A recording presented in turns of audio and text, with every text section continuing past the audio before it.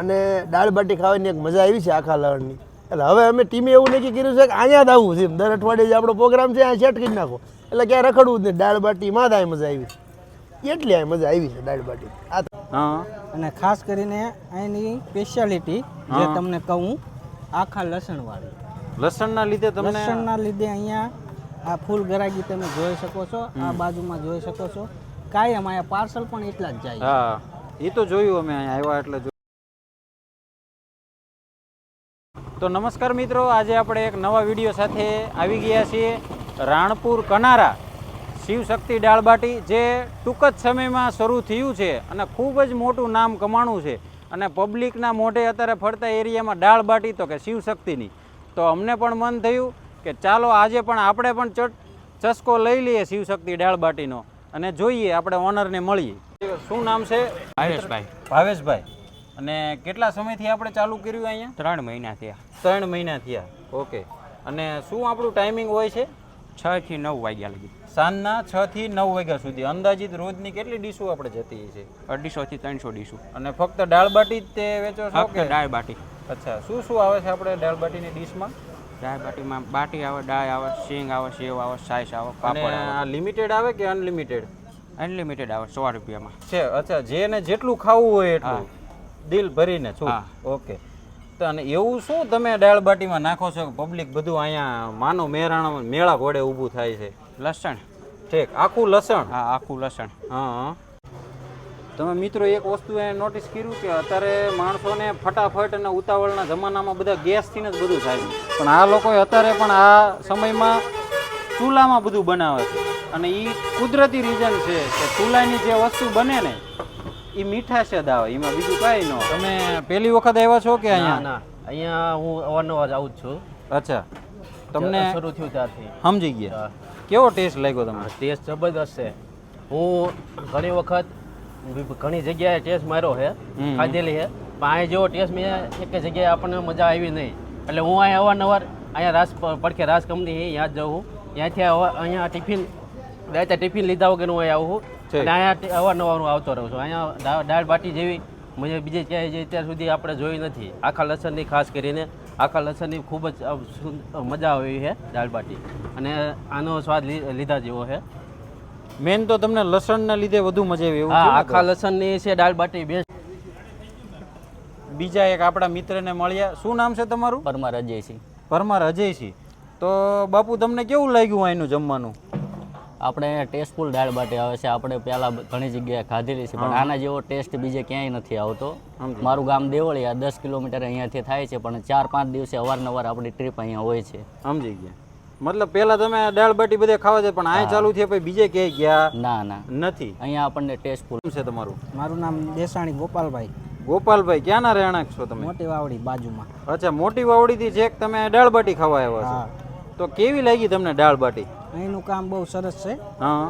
અને ખાસ કરીને અહીંની સ્પેશિયાલિટી જે તમને કહું, આખા લસણવાળી. લસણના લીધે તમને લસણના લીધે અહીંયા આ ફૂલ ગરાગી તમે જોઈ શકો છો, આ બાજુમાં જોઈ શકો છો. કાયમ અહીંયા પાર્સલ પણ એટલા જ જાય. હા, એ તો જોયું અમે અહીંયા આવ્યા એટલે જોયું. બરોબર. અને અહીંનો ટેસ્ટ અને સર્વિસ ફર્સ્ટ ક્લાસ છે. જે પેટ ભરીને 100 રૂપિયામાં અનલિમિટેડ, પાછું કોઈ રોકટોક નહીં, જેટલું ખાવું હોય એટલું અનલિમિટેડ ખાઈ શકે છે.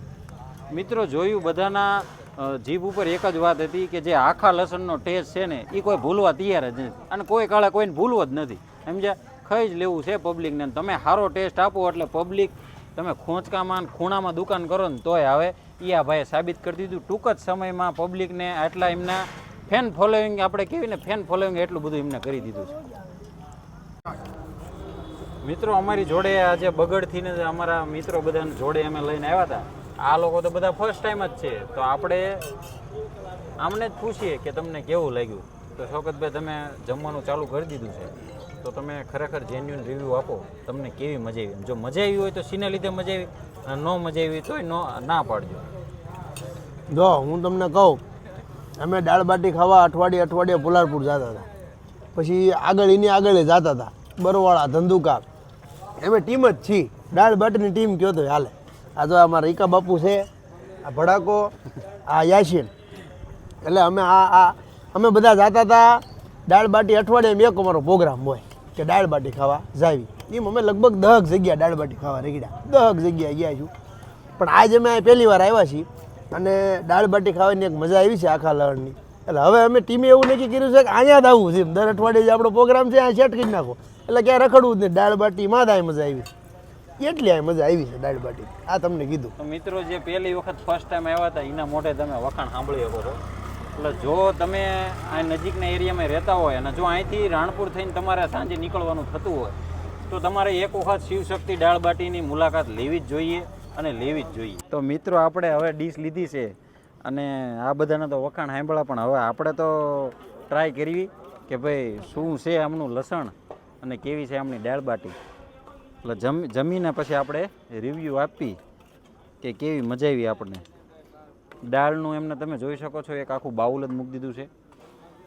દાળની તમને તપેલી આપી દે છે, સોરી બાટીનું બાઉલ આપી દીધું છે, ડુંગળી, લીંબુ, બાકી છાશ.